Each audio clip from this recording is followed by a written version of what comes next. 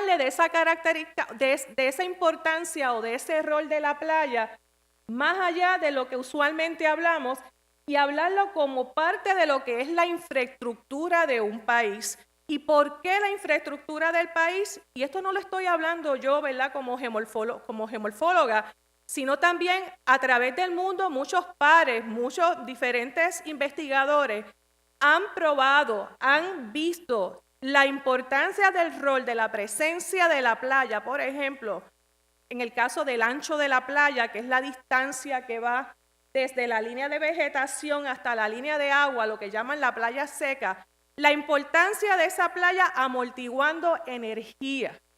Se ha probado su importancia también como barrera, protegiendo infraestructura que está ubicada detrás de ¿qué?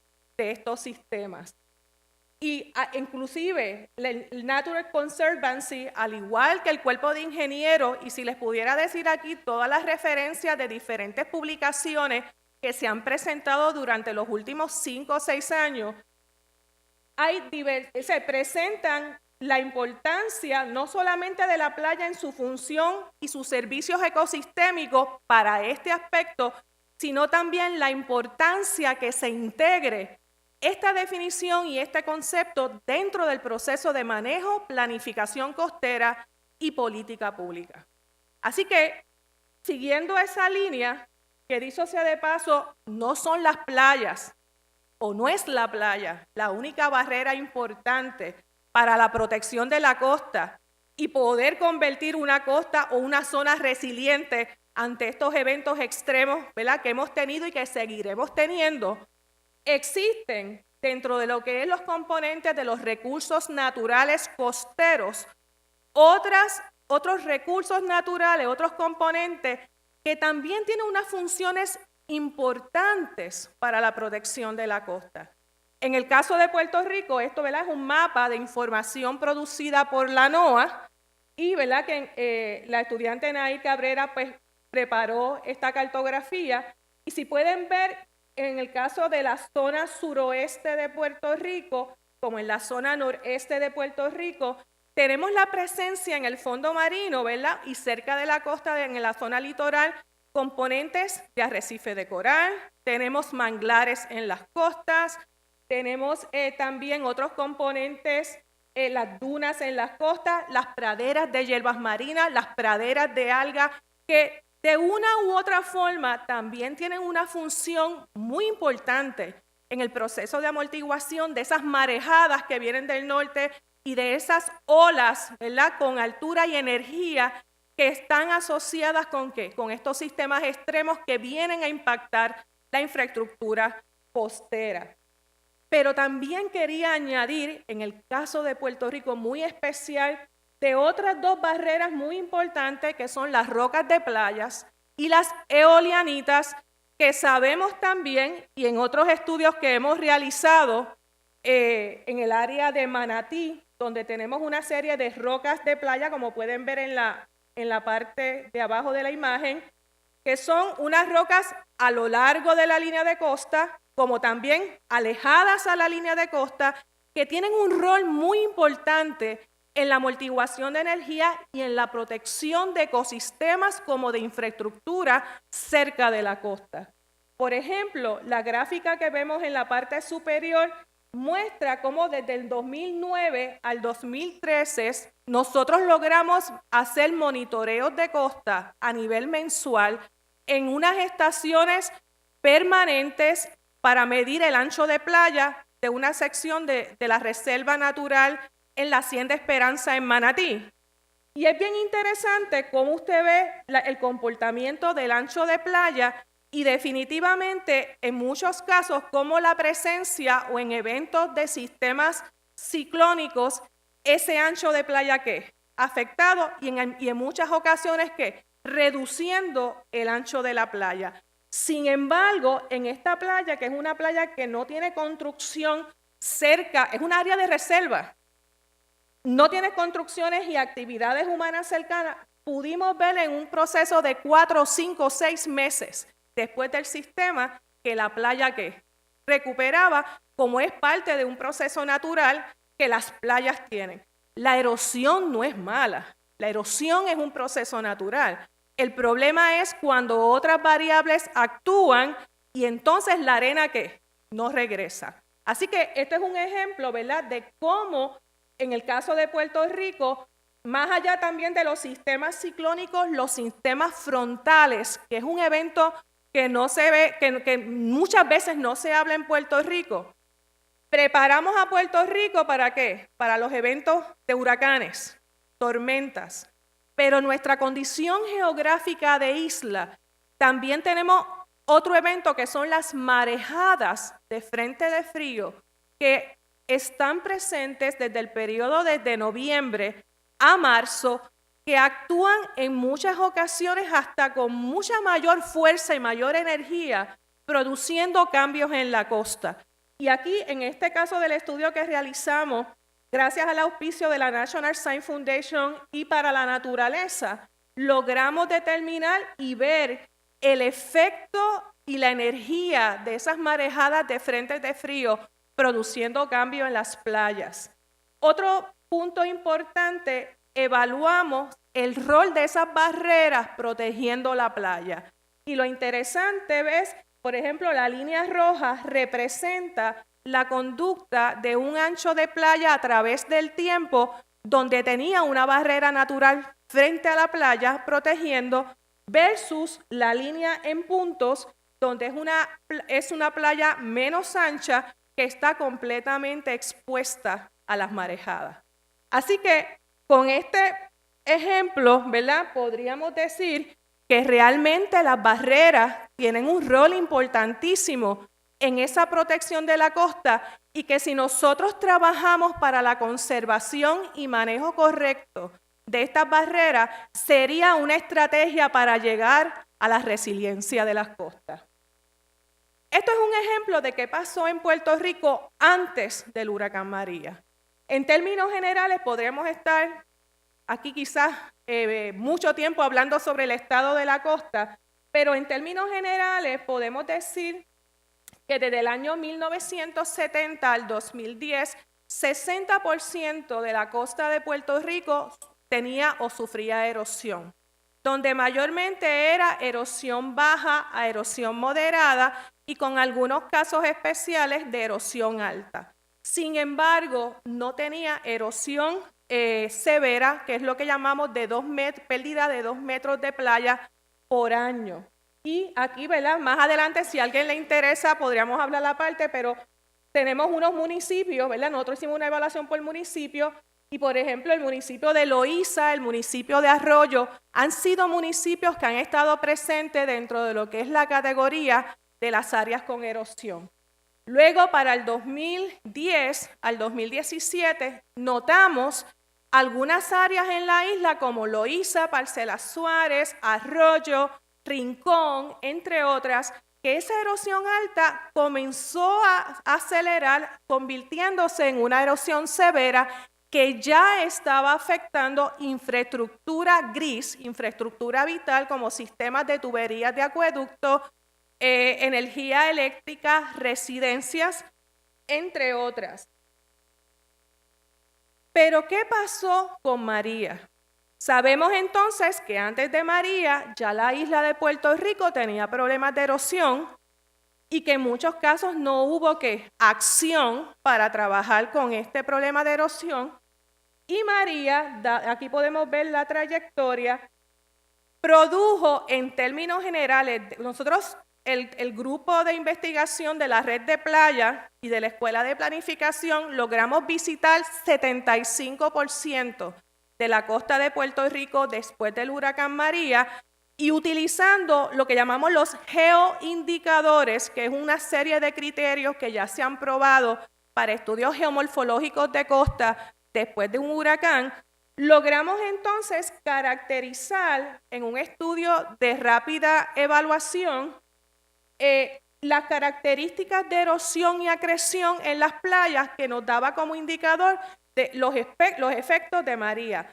La ventaja que tuvimos en el grupo era que ya nosotros teníamos un baseline, una línea base de información de muchas de esas playas antes del huracán, lo cual nos permitió hacer unas comparaciones puntuales. En términos generales, podemos decir las áreas rojas lo que significa son los municipios de Puerto Rico que presentaron, no todo el municipio, secciones de playas, secciones de costa con problemas de erosión.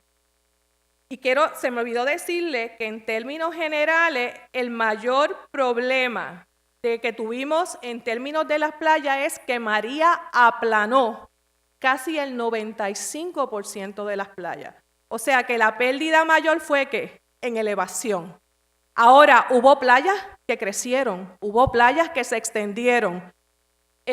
Por ejemplo, las secciones en color verde que tenemos, por ejemplo, desde al sur de Mayagüez hasta cercano a Salinas, desde Ceiba hasta San Juan, tuvimos zonas donde las playas, su ancho de playa aumentó.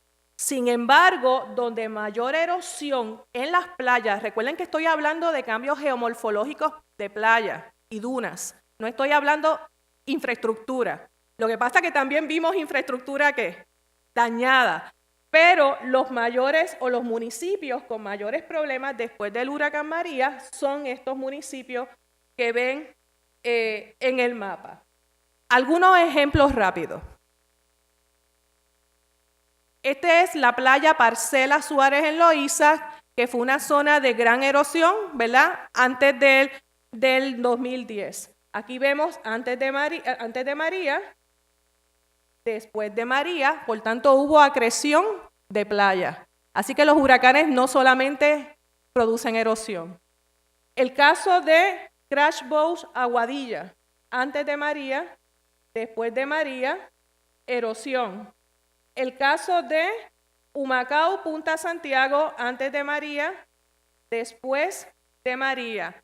Lo interesante de este caso es que vimos aproximadamente una pérdida de 30 metros de playa solamente en el evento, y en el otro lado es un estudio que estamos realizando en conjunto con el doctor Luis Santiago, y nos está ayudando el profesor Aurelio Mercado y los estudiantes, el estudiante Alfredo Montañez, donde estamos cuantificando la infraestructura gris, verde y azul, y si se fijan en la figura, ¿cómo cambia?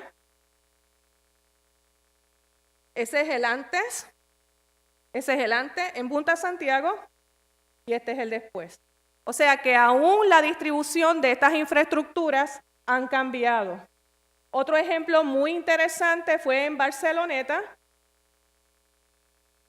antes de María, después de María, afectado la barra de arena, reduciendo una playa estable sin erosión, produciendo erosión que perdió más del 95% de la playa, y que, miren allí en la gráfica, nosotros tenemos un monitoreo de ancho de playas y perfiles y ven claramente la pérdida de ancho de playa después del huracán María. Sin embargo, está comenzando a recuperar, lento, pero está recuperando.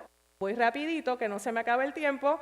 Y este es un ejemplo de la barra que se ubica en la desembocadura que originalmente perdió y que ahora regresa. Sin embargo, el ancho de playa no regresa. Así que va a tardar un tiempo en la recuperación. Las implicaciones de esto, rápido. Pues mire, María eliminó gran parte en algunos municipios ancho de playa. Pero en el caso de Barceloneta específicamente, que redujo más o menos un 80-90% del ancho de playa, dejó una playa desnuda, ahora a las marejadas. ¿Qué sucedió con el caso de Barceloneta? Estando en este estado geomorfológico, ahora las marejadas de muertos que vinieron desde el mes de noviembre al mes de marzo, miren aquí, diciembre de 2016, una playa ancha, después del huracán María, redujo 95%, no me va a dar tiempo para enseñarles el video, pero en las marejadas por Riley, socavó la casa, y en las marejadas del 28 de marzo, terminó de eliminar la casa. O sea, puso altamente en exposición ante el oleaje esa costa. Finalmente, esto es un problema complejo, como les dije. ¿qué podemos hacer para solucionar el problema de erosión y para alinearnos a la perspectiva de hacer una costa resiliente? Yo los voy a dejar a ustedes con 5 posibles recomendaciones. Una es, definitivamente hay que fortalecer las barreras naturales. Me dio mucha alegría cuando supe que, por ejemplo, el grupo de creo que es Kenan Adams, que es un grupo de los que estaba con el grupo de FEMA, hicieron un proyecto muy importante para sembrar corales después del huracán María. Definitivamente es una línea muy positiva. El aumento del ancho de playa, que hay muchas maneras de hacerlo. Proteger la costa con estructuras blandas, duras y híbridas. Esto es bien importante, realizar estudios para identificar la ubicación del sedimento. El sedimento se fue, pero no sabemos a dónde se fue. Así que lo que se vaya a hacer, si se va a hacer restablecimiento de arena, nourishment, hay que hacerlo, hay que tener un estudio que nos diga, porque recuerden que la plataforma insular de la isla es variable, pequeña, y tenemos cañones submarinos y una fosa al norte. Por tanto, tenemos que, si vamos a invertir dinero para replenish, tenemos que saber que sea un dinero que no se vaya a perder con la primera marejada. Cuarto, insertar estrategias concretas de resiliencia en los planes de ordenaciones territoriales. Tenemos que volver a los planes de ordenación territorial y a los instrumentos de planificación e insertar esta nueva realidad. Luego, política pública, convertir la playa en infraestructura vital. Y sobre planning retreat, hay una realidad. Hay momentos que vamos a tener que mover posiblemente personas e infraestructura de la costa. Lo importante en este proceso es que no puede venir de arriba hacia abajo. Estos procesos tienen que hacerse con la comunidad y para la comunidad. Así que eso es parte de lo que hay que trabajar. Y finalmente, el junte entre las agencias federales, estatales, academia, comunidad y gobierno para enfrentar el problema del deterioro de las barreras costaneras. Y muchas gracias a mis estudiantes, que se pongan de pie, que están aquí, los asistentes de investigación, que ha sido parte de, están por ahí, y a los estudiantes. Muchas gracias. Gracias, Maritza. Mucho material para discutir y para trabajar en el futuro.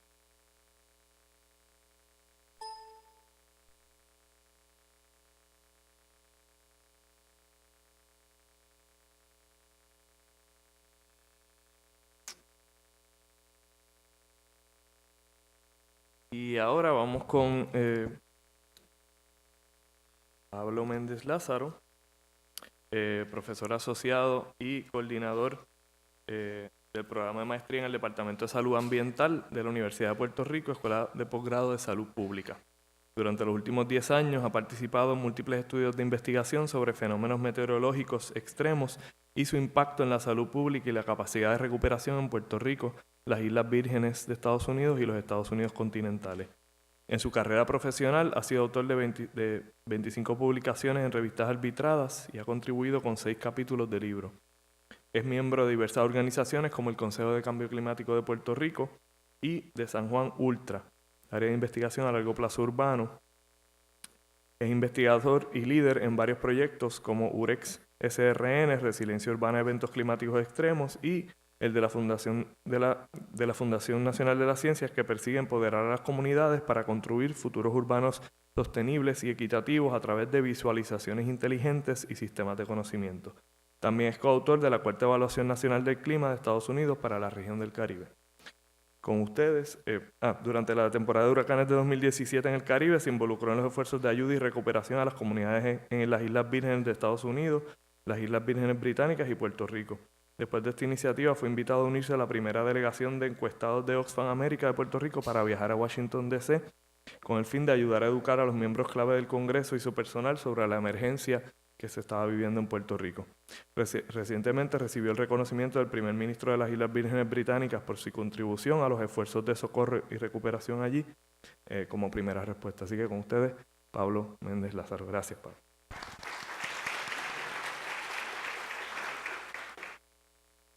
Gracias, hola. Buenas tardes. Horario difícil para hablar ante ustedes. Trataré de ser lo más directo posible. Creo que muchas de las cosas que traje preparadas, desgraciadamente, parece que venimos todos en el mismo síntoma. Así que me alegra porque en mi presentación yo le había puesto Sociological and Technological Systems. Le añadí un concepto adicional a lo que Félix bien trajo a discusión y algunas otras cosas que se mencionaron en la mañana de hoy y que también mencionó Marisa, que fue profesora mía también, por cierto. Muy orgulloso. No voy a entrar en lo que sería el marco conceptual de los sistemas socioecológicos y tecnológicos. Creo que ya Félix lo discutió muy bien. Sin embargo, sí voy a añadir por qué añadimos el aspecto tecnológico. Ya se está hablando de lo que son los sets, literalmente, y esto es un nuevo marco conceptual que va más allá de lo que son los sistemas sociales y ecológicos. Y es que cómo nosotros interactuamos con la infraestructura. La infraestructura existe única y exclusivamente para brindar un servicio a la población, pero esa infraestructura interacciona con nosotros e interactúa también con el ecosistema, tanto de manera positiva como de manera negativa. Así que eso ya va a depender en cada cosa, como bien Marisa presentó en las fotos, si está en las playas o dónde, pero eso vendría siendo el entorno en el cual nosotros nos movemos. Somos un único sistema con distintos componentes y lo más importante viene siendo la interacción entre cada uno de ellos. ¿Cuál es el botón? Bueno, le doy Enter y debe funcionar igual. También creo que Félix empezó con el aspecto de cambio climático y eso es sumamente importante. María quizás no es un fenómeno atmosférico directamente asociado al cambio climático. Sin embargo, no quisiera que pasemos desapercibido que en Puerto Rico llevamos 3 años declarados zonas de desastre. Lo sabíamos, ¿verdad? 3 años declarados zona de desastre. Yo sé que Félix lo sabe, pero estuvimos declarados 2015 por la sequía, 2016 por la sequía y 2017 por el huracán María. O sea que eso es asombroso. En todos ellos asociados a eventos relacionados principalmente hidroclimáticos. Aquí no ha habido un terremoto, aquí no ha habido un tsunami. Principalmente fueron asociados con aspectos hidroclimáticos. De algo asombroso, María quizá un huracán categoría 4, Adam Monzón lo llama categoría 4.9, porque se registraron vientos tan fuertes como quizás un huracán categoría 5, sino pues por naturaleza de los huracanes, donde se mide quizás la velocidad y se le otorga la categoría al huracán basado en los vientos que se miden en la superficie del océano, no cuánto ocurre a medida de que se va aumentando en elevación. O sea que sabemos que en las zonas situadas en las partes altas de Puerto Rico sí ocurrieron vientos que superaron las 200 millas por hora por más de 30 minutos consistentes. Sin embargo, otra cosa importante también que ocurrió con María es que nosotros estamos en un track de huracanes por la ubicación en la que nos encontramos en la zona del Caribe, como bien mencionó Félix. Pero algo curioso es que tuvimos 2 major hurricanes a menos de 2 semanas de diferencia. Y de manera, en aspectos climáticos e hidrológicos y oceanográficos, un huracán es un termorregulador. O sea, cuando un huracán ocurre de esta magnitud, lo que hace es que va enfriando también la superficie del océano. Que hayamos tenido 2 major hurricanes, categoría 5, que llegó a ser María también, a menos de 2 semanas y entre medio estuvo José, indica mucho sobre la frecuencia e intensidad de los eventos. Quizás no la trayectoria, que ahí es donde entra el cono de incertidumbre cada vez que hablamos de planificación en términos de cambio climático, pero sí cuando nosotros hablamos de eventos extremos tenemos que pensar en el IDF, intensidad, duración y frecuencia. Y en ese caso tuvimos 3 huracanes, 2 de ellos major hurricanes en menos de 2 semanas. Y eso es algo que hay que resaltar. Al paso del huracán María, pues bueno, yo creo que todos pudimos evidenciar y todos sufrimos el impacto que tuvimos. Principalmente pues hubo carencia de servicios esenciales como fue de agua potable, electricidad, telecomunicaciones, transportación, pero también tuvimos un sinnúmero de otros impactos como fueron asociados principalmente a la salud ambiental, como pudo haber sido contaminación de las aguas, exposición a aguas contaminadas ya sea para beber, ya sea para bañarse, para higiene personal, aguas contaminadas también en inundaciones, contaminantes por enfermedades vectoriales, ya sea por los roedores, ya sean por los mosquitos, también exposición a contaminantes atmosféricos por ubicaciones de las plantas eléctricas, había un sinnúmero de plantas eléctricas, de repente se dispararon, y sobre todo la ubicación de esa planta con respecto a la ventilación de la propiedad, la dirección del viento y dónde la estábamos ubicando, y todos los compuestos que genera, sobre todo los diesel particulate matter, que son uno de los principales causantes de enfermedades respiratorias. Y obviamente pues exposición a hongos también, sobre todo en lugares que se inundaron y estuvieron bajo agua por muchos días consecutivos, como fue la parte de Ocean Park, El Caño y un sinnúmero de otros lugares, que no es que sencillamente pasó el huracán y pasó el riesgo de la inundación, sino que las peores inundaciones vinieron después del huracán, 1 o 2 días después del huracán, y estuvieron 14 días, 15 días bajo agua. Con esto, lo que nos lleva a pensar es que todos los sistemas colapsaron en Puerto Rico. Hay un único sistema que yo trato de remarcar en mi mensaje, que no colapsó. Colapsó el gobierno federal, estatal y municipal. Todos los gobiernos demostraron ser disfuncionales. Ese mensaje lo llevé a Washington cuando tuve la oportunidad de reunirnos con los congresistas y los representantes.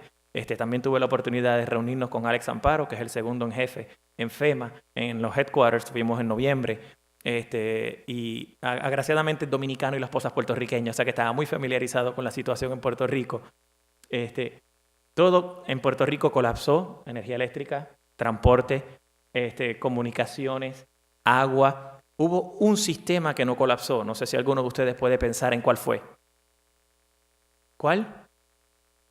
Bueno, podemos entrar en eso, porque hubo líderes autodenominados comunitarios que desaparecieron de la isla en cuanto su nivel de confort se vio amenazado. Así que tampoco, pues, nos hemos reunido con varios y lamentablemente eso ha ocurrido. Entonces también hasta yo me atrevería a decir, se le puede otorgar crédito a muchas comunidades que sí se reconoce que trabajaron. Sin embargo, también hubo muchos líderes comunitarios, no los critico, pero es la realidad, ocurrió, que se montaron en un avión y se fueron y reuniéndonos con los líderes comunitarios luego del huracán María nos dimos cuenta. Dice, no, es que no, yo no soy líder comunitaria, sencillamente estoy ocupando una posición por falta de que la persona se tuvo que ir. Pero hay un sistema que no colapsó. Yo creo que Félix mencionó algo muy someramente: el ecosistema. El ecosistema ha sido el único sistema que no colapsó. Y una de las maneras para nosotros trabajar hacia la resiliencia y ser sostenible es imitar aquellos sistemas que no han colapsado ante unos disturbios tan grandes como puede ser un huracán. Todo colapsó en Puerto Rico principalmente porque nosotros apostamos por el segundo principio de resiliencia. Y ese segundo principio de resiliencia es trabajar la conectividad. Sin embargo, nosotros hemos sido muy buenos trabajando la conectividad. Pero la conectividad sin redundancia lo que nos lleva es al fracaso y al colapso de los sistemas. Volvemos, eso lo vimos también cuando una draga se estancó con un cable eléctrico hace ni un mes y volvió nuevamente a caerse toda la isla en Puerto Rico y se cayeron todos los sistemas, comunicaciones, agua, todo nuevamente. Porque sí, apostamos por ese segundo principio de resiliencia, que es la interconectividad. Sin embargo, no la manejamos y no mantenemos el primer principio, que es mantener redundancia y diversidad de los sistemas. Déjame darle acá. Obviamente sí vimos que el sistema natural se vio impactado. Yo creo que Marisa nos enseñó las playas. Muchos de nosotros hemos visto también cómo quedaron nuestros bosques. Parecía una bomba nuclear que había azotado la isla de Puerto Rico, nuestras carreteras, nuestro tendido eléctrico, comunicaciones, sistema energético, todo esto. Estamos todos familiarizados, todos vivimos el huracán, supongo. Y ante esto, pues lo que nos lleva a pensar es estas dos gráficas cómo tratan de simplificar el concepto de resiliencia. Creo que no voy a entrar en definiciones de lo que es el concepto de resiliencia, sino que sí me gusta trabajar sobre cuáles son los principios del concepto de resiliencia. Félix trajo unas muy buenas definiciones ahí anteriormente, pero sepan ustedes que en febrero, para un taller que tuve con 50 líderes comunitarios en el área de San Juan, me di la tarea de buscar desde dónde se podía encontrar en la literatura el concepto de resiliencia. En 1897 ya lo utilizaban en Bram Stoker Drácula. En la novela de Drácula, en el capítulo 24, la pueden encontrar la palabra resiliencia. Y es increíble, así mismo como menciona, la capacidad del ser humano de ser tan resiliente ante eventos estresores. Es increíble, desde 1897. O sea que estamos hablando desde el siglo XIX, a finales del siglo XIX, ya llevamos más de un siglo. Sin embargo, es un concepto que quizás el ser humano, con el afán de tratar de explicar unos procesos naturales, ha malentendido y le ha atribuido una definición que hoy en día genera confusión. Y es una palabra, como bien me decía Félix, prostituida. y ahora todo el mundo es resiliente, el gobierno es resiliente y todo el mundo quiere ser resiliente. Pasa como sostenibilidad en los años 70 cuando se generó Agenda 21 y todos vamos hacia la sostenibilidad y ahora todo es verde. La vía verde también del gasoducto era verde. Ahora te pintan una pared de verde y todo es verde. Son palabras prostituidas y es la realidad. Traigo dos gráficas que simplifican lo que puede ser el concepto de resiliencia y cómo reacciona. Mencionaba Félix lo que son los shocks, lo que es un impacto quizá. ¿Okay?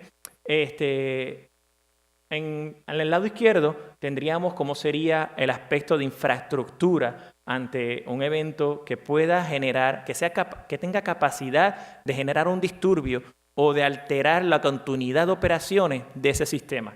Y al lado derecho lo vemos exactamente igual, pero desde el punto de vista de la ecología. La que gran marca la diferencia es la caída de cada uno de ellos. Como vemos a mano izquierda, se espera, esto es en la teoría, yo les voy a presentar lo que pasó ahora en Puerto Rico con información forestal. A mano izquierda lo que se ve es como la infraestructura, lo que hace es que colapsa a una pendiente de 90 grados. Es una caída abrupta. Sin embargo, cuando vemos el área de cómo se espera que responde los asuntos ecológicos ante un impacto, el mismo shock o el mismo estresor, la pendiente no es tan abrupta. ¿Okay? Ahora, cuando nosotros comparamos eso con lo que pasó en Puerto Rico, al lado izquierdo, pues tenemos unos colegas que hicieron un estudio, un rapid assessment sobre el Enhanced Vegetation Index en la isla de Puerto Rico y cómo obviamente el canopy y el área foliar de nuestros árboles pues casi desapareció. Solamente quedaron los troncos, algunas ramas, muchos de ellos sin hojas. Vemos el impacto. Esto tiene un pointer aquí. No, pero bueno, no importa. Vemos en esta área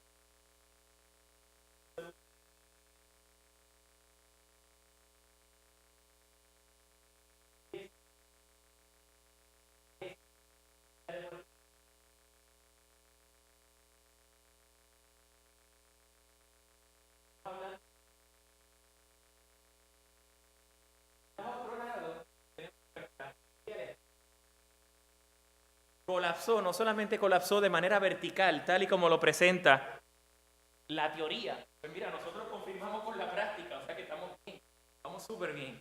No nos hemos salido del marco.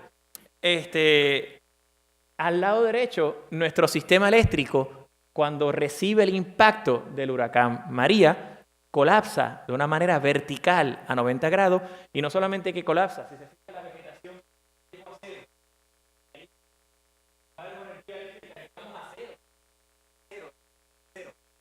cero producción, que luego lo que siempre se habla ahora es de producción, no se habla de cuántas personas tenemos conectadas ni household. Y luego lo más impresionante es la pendiente de recuperación de ese sistema eléctrico.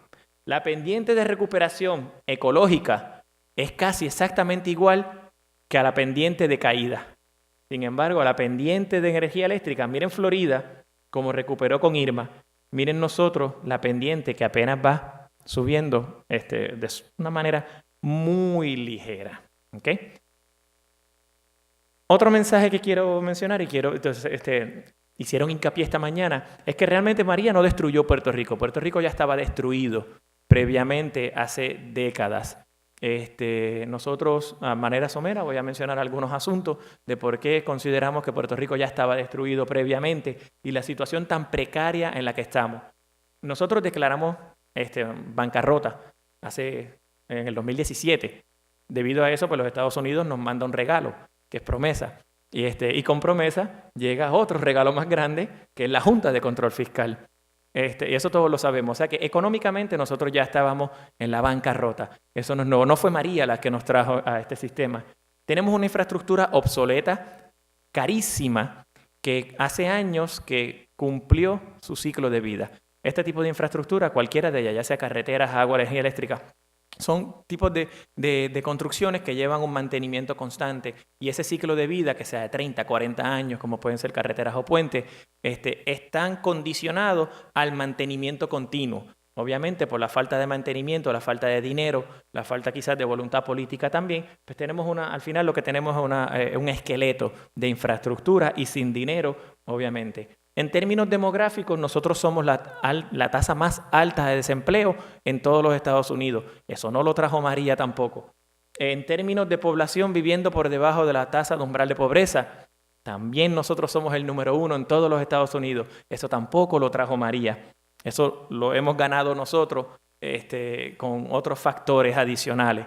En términos de población expuestas a riesgos físicos, no estoy hablando de riesgos ambientales que le podemos añadir también, como pueden ser las personas que viven expuestas a las cenizas de Peñuelas y que me imagino que se bañaron con ellas durante el huracán. Pero en términos de riesgos físicos, tenemos casi 500,000 de personas viviendo en áreas de inundaciones, en áreas de deslizamiento. En términos de salud pública, somos el número 1 en tasa de incidencia en diabetes. Por lo tanto, todas estas personas son las de mayor necesidades especiales cuando hay que manejar una emergencia. Estas personas necesitan medicamentos especializados, necesitan refrigeración, algunas de ellas pueden estar encamadas. Si usted la pasó difícil, imagínense usted si usted tiene alguna discapacidad, si usted está en silla de ruedas, si usted está encamado, si usted necesita sistema respiratorio. Hubo muchas personas, la mortalidad número 1 ahora mismo en Puerto Rico es el cáncer.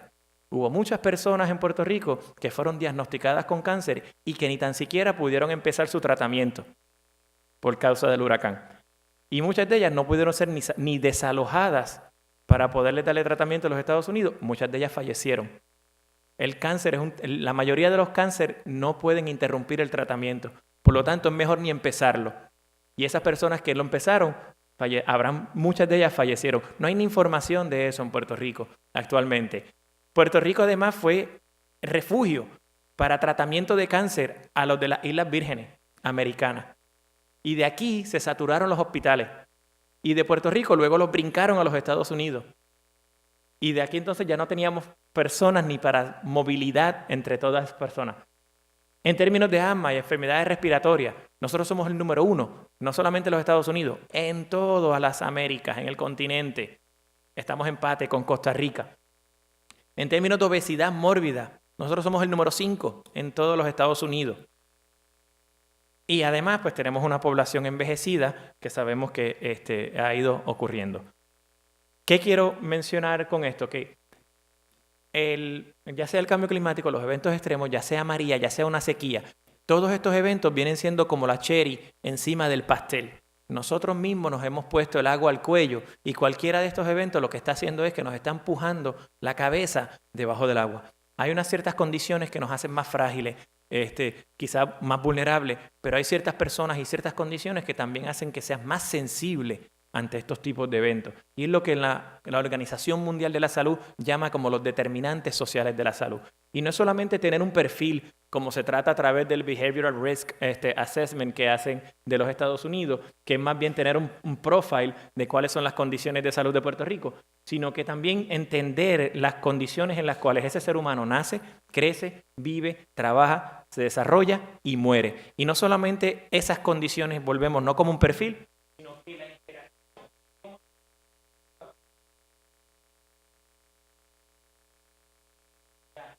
esa es la parte de que realmente condicionan el estilo de vida de estas personas. Y cada uno de estos determinantes sociales están claros que están asociados a factores económicos y de poder. Hace 2 semanas tuve la oportunidad de estar en un panel parecido a conformado pues, por una persona del Banco Mundial, y estaba el director, el former director de las Naciones Unidas de Human Rights, del Comité de Derechos Humanos.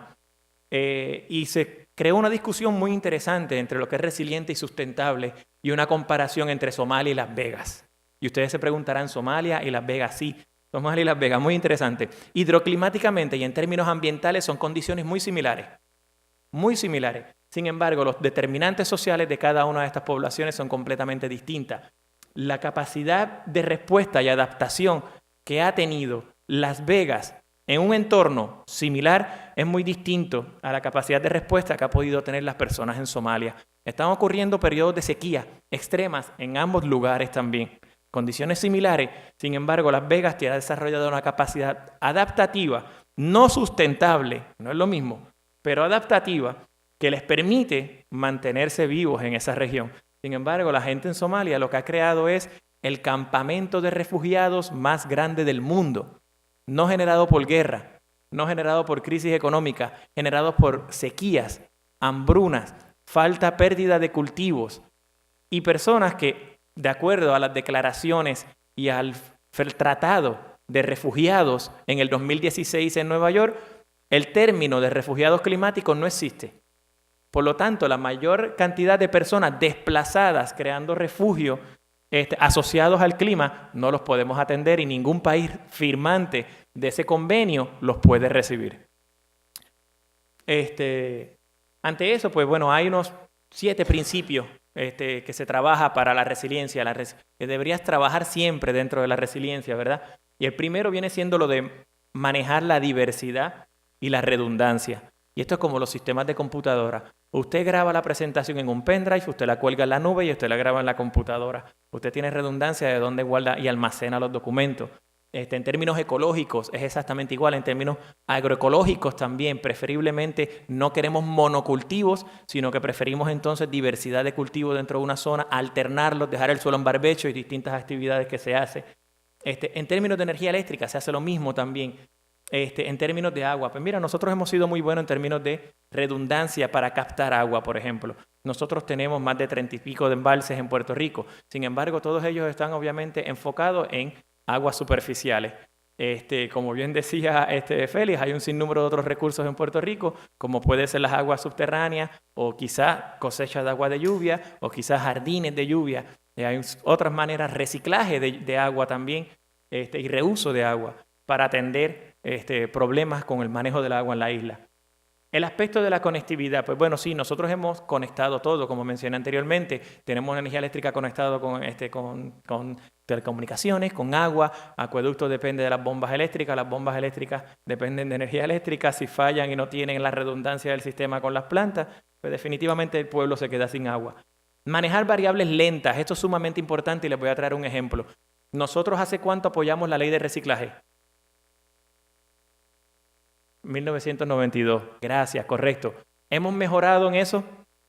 No, correcto. Por lo tanto, nosotros hemos fracasado en lo que significa manejar las variables lentas. Tú puedes imponer lo que tú quieres, podemos firmar hoy o mañana una ley de cambio climático y una ley de resiliencia si queremos, pero si no trabajamos con esas variables generacionales, con esos cambios de visiones, con esos cambios sociales, realmente no vamos a lograr un cambio en ese paradigma.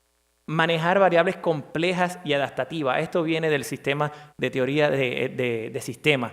Es decir, volvemos no solamente a atender el sistema como un componente, sino que las interacciones de cada una de ellas. En el caso de nosotros, como si fuera un juego de ajedrez o de un deportista, un juego de baloncesto, yo voy con una estrategia cuando voy a defenderme en un partido de baloncesto, por ejemplo en la NBA. Sin embargo, yo tengo que ser lo suficientemente flexible para atender cómo va a responder el otro equipo en su estrategia. Es exactamente con las amenazas del cambio climático. Nosotros podemos tener cuantos planes queramos.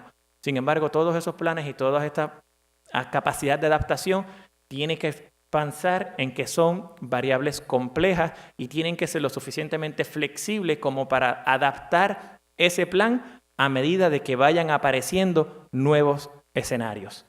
Procesos de aprendizaje, participación y gobiernos policéntricos, pues bueno, pues eso creo que se explica por sí solo, pero me gusta que efectivamente, hablando yo de backups de computadora que estaba haciendo la presentación y el día de ayer sale en el periódico El Nuevo Día que la Autoridad de Energía Eléctrica no tendría un backup en el sistema eléctrico en el caso de que ocurra otro colapso.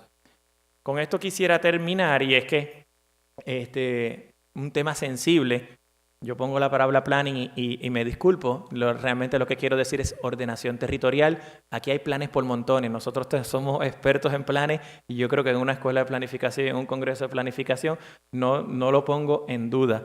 Sin embargo, lo que no podemos refutar es la ordenación territorial en Puerto Rico. ¿Cómo hemos llegado a eso? Me gusta el cartoon que presentó Félix. ¿Cuántos quieren el cambio? Todos. ¿Cuántos quieren cambiar? Nadie. Hay un sinnúmero de factores que lo que nos han permitido es que nosotros estemos dispersos y hemos permitido, lamentablemente, que tengamos personas no solamente en el Caño, sino que en el resto de la isla entera. El Caño quizás es la punta de lanza como comunidades desventajadas expuestas a zonas inundables, pero el resto de la isla ocurre exactamente igual, a distintos tipos de riesgo. Y me río cuando dicen que estamos preparados para atender una nueva temporada de huracanes. No sé dónde, literalmente, si todas estas personas siguen viviendo en el mismo sitio. Y son más de 500,000 de personas. Vayan al campo, vayan a las zonas rurales, no solamente aquí en San Juan, en el Caño, que efectivamente sí está ocurriendo, pero estas personas, no estamos preparados para una temporada nueva de huracanes, ya sean personas ricas o pobres, porque es que también ocurre en las costas, ya sean en la zona de condados o sea en la zona del Caño. Entonces, realmente trabajar con estos problemas son asuntos sensitivos lo que me recuerda mucho al cartoon que trajo Félix de quiénes quieren cambiar y cuántos quieren en cambio. Y en términos de sostenibilidad, está evidenciado que ciudades compactas son ciudades sostenibles. Evitas la duplicidad de esfuerzos, evitas tener tanta infraestructura de carretera, tanto tendido eléctrico, tanta infraestructura de agua, y por lo tanto tanta inversión en la infraestructura, lo que te economiza un sinnúmero de dinero. Aquí siempre hablamos de densidad poblacional, pero en términos de huella ecológica deberíamos también hablar de cuánto nosotros requerimos por superficie por cada uno de los habitantes. Y en el congreso de la semana pasada que estuvimos en Nueva York se estaba hablando de la diferencia de cuánto consume en territorio una persona que vive en Cataluña. Por cápita requieren 63 metros cuadrados. En Atlanta, 850 metros cuadrados. Y el puertorriqueño, 560 metros cuadrados en San Juan. Nosotros estamos entre medio de ambas ciudades. Barcelona, si se fijan, se encuentra esto es la huella ecológica. Es al igual que cuando nosotros pensamos en términos de cambio climático, decimos Puerto Rico no es uno de los grandes emisores de gases de efecto invernadero, lo que es cierto. Sin embargo, nuestra huella ecológica como individuo realmente es mucho más alta, porque nosotros no producimos absolutamente nada de lo que estamos consumiendo, ni la tecnología que está puesta en este salón, ni los vehículos que estamos conduciendo, ni tan siquiera el combustible que necesitamos para prender este aire acondicionado y enfriarnos como si estuviésemos en Alaska, que nos despega nuevamente de nuestro contexto natural y ambiental. Me quedan 1 y 2 y ya, Gustavo. Traigo el tema de los semáforos, porque creo que es un tema ahora bien de moda nuevamente, y seguimos machacando con los semáforos. Los semáforos son de los sistemas más obsoletos y antiguos para controlar quizás el tráfico. La manera de controlar el tráfico tratamos de imitar un fluido. Un fluido se supone que nunca se detenga. Sencillamente lo que se hace es que se disminuye la velocidad, se acelera, se desvía, ¿verdad? Por eso se llama el flujo vehicular. Sin embargo, nosotros somos locos poniendo semáforos por todos lados y para colmo, no hemos ni pensado alternativas para los semáforos. Lo que estamos pidiendo es que nos pongan más semáforos, que pongan los semáforos y energía eléctrica. Y carretera lo que dice, voy a poner semáforos. El 96% de los semáforos en Puerto Rico dependen de energía eléctrica. Todos ellos son programables y dependen de softwares. A cada rato que hay un bajón, se jode el semáforo. Entonces no hay intersección. Pero no he visto en las discusiones que estemos buscando alternativas. Viene un huracán, se va la luz, el semáforo deja de funcionar y volvemos a tener caos en las carreteras. Si nosotros tuviésemos sistemas alternos, por ejemplo, no estoy diciendo que esto es lo perfecto, no, sencillamente traer nuevas visiones, que se pongan en la mesa a discutir. Una rotonda, se va la inundación, se va la luz, no afecta a nadie, absolutamente nadie, no nos cuesta nada. Restaurar el semáforo, ya vamos por 8.7 y apenas llevamos 720 intersecciones reparadas. Todavía nos faltan 1000, según lo que dijo el de Autoridad de Carretera. Volvemos, hacer una rotonda no nos cuesta absolutamente nada. Si no, cuesta. Claro. Hay un sinnúmero de maneras. Y ya, esta literalmente la última.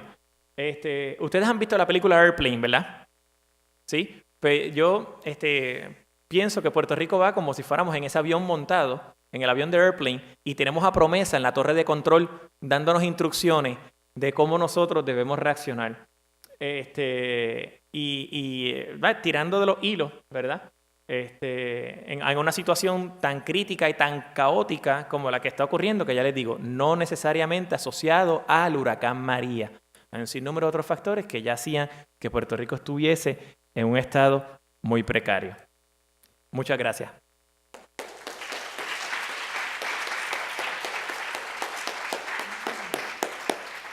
Gracias, Pablo. Creo que lo mejor sería irnos a almorzar, que los que tengan preguntas apunten las preguntas, como hicimos ayer. Creo que funcionó bastante bien ayer, porque ya el almuerzo está ahí listo. Así que anoten sus preguntas y nos las entregan las presentaciones se están grabando, o sea que van a estar disponibles en la página, el video va a estar disponible en la página eventualmente, o sea que para los que tengan interés en después verlas otra vez, van a estar ahí.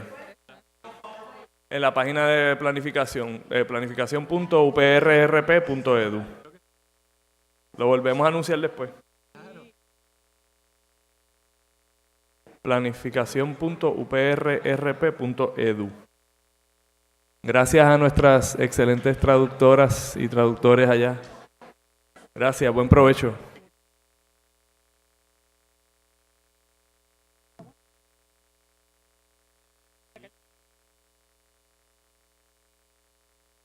Tíranos una foto. Te la envío, seguro.